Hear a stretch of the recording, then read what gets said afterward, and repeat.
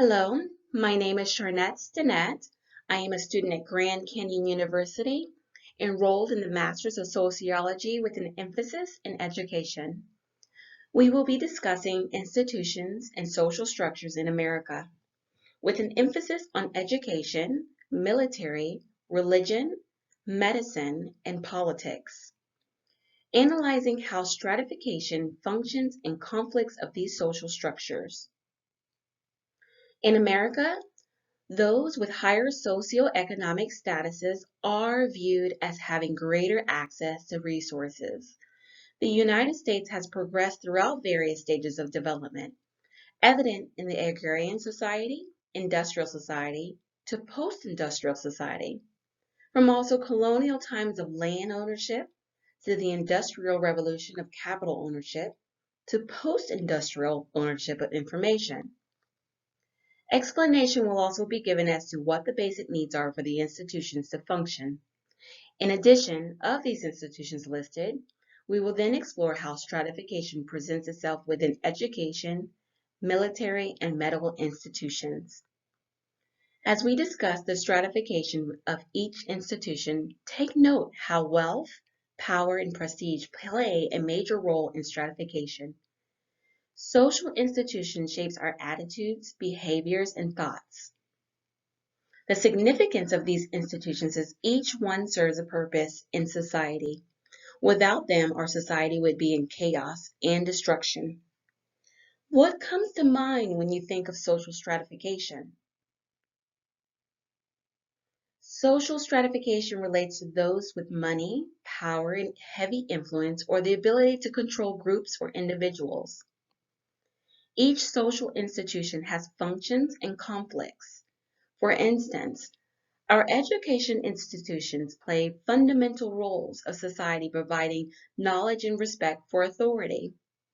Society's social institutions such as education assist with transmitting knowledge, learning skills, and cultural norms between generations. This institution is critical for all of society because it enhances our thought process and produces fundamental members of society, as well as supports individualism. Education also has strong lifelong influences and opportunities of upward mobility. On the other hand, our educational institution presents conflicts. Education has hidden curriculums, which is designed to promote and honor our American culture, values, and beliefs. Curriculum instruction excludes other cultures. Also, the affordability and access to good quality education may be difficult for others who are in lower socioeconomic class.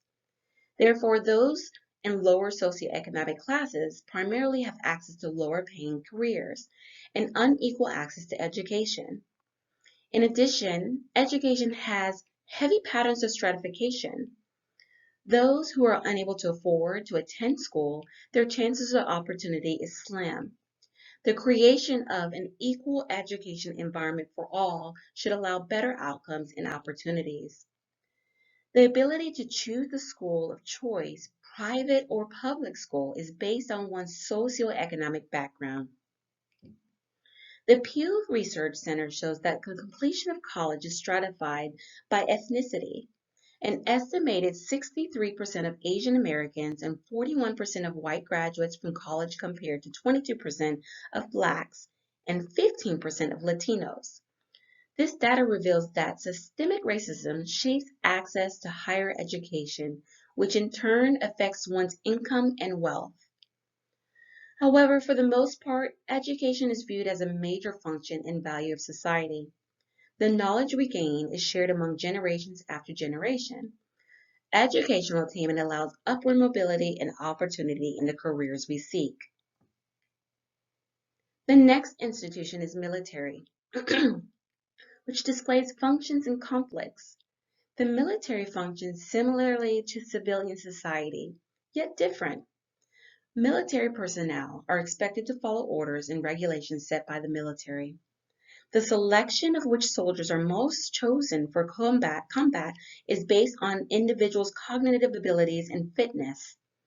Research shows that those who were chosen to enter the military are from lower socioeconomic backgrounds and substitute the military in place of college to attain access to upward mobility. Class, race, and education determines the path of service selection. Again, stratification is widely used in the military. Those who chose to enroll are first assessed by their personal achievements and characteristics. These measures are used to determine acceptance. Those with higher cognitive abilities are less likely to enroll. However, those that do not are placed at higher positions than those that had less cognitive abilities. Therefore, the more cognitive abilities and resources, the more likely to receive upward mobility as well as military opportunities. Lastly, of the three institutions is medicine. Medicine is beneficial to society as it assists us in longevity. As we fall ill from time to time, medicine plays a vital role in our ability to live and maintain good health. Medicine exists due to our ability to educate ourselves and discover medicines that are a possible cure of a lifelong debilitating illness or diseases. The occupational structure in healthcare also demonstrates stratification. Upper middle class reflects those in positions such as doctors, physician's assistants, and nurses, often tend to be from an upper class society, more so than those in lower economic statuses.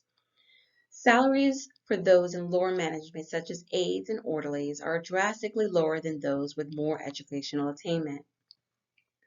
Middle class have proactive approaches to healthcare and view medical insurance as a priority, while lower socioeconomic classes lack preventative care, such as toothbrushing, and consider the expense as an inconvenience. Between each social class, each have different abilities to pay for medical care. Distinctions of occupational pay level are evident, from upper management making more than lower management. Stratification in religions also are apparent. Religious affiliations may affect people's access to social resources. Religious groups with larger congregations have more social honor and respect than other religions with smaller affiliations. America is known as the land of opportunity. However, not all religions are welcome. The relationship between religions demonstrates a push-pull for power, dominance, and ethnocentrism. As we notice how competition is seen among religions for culture and political influences, dominant groups develop customs that allow them to accumulate resources and pass them on to their children and grandchildren. Also, it is encouraging that the marrying of those in the same religious group. These dominant religions they also found colleges and universities as well. Which now brings me to politics, of the last of social institutions that we will be discussing. In politics, we notice how powers at B may share their powers equally. They're evenly distributed among the cabinets. However, this is not always the case. Most politicians want to remain in power and position, therefore power is not given away.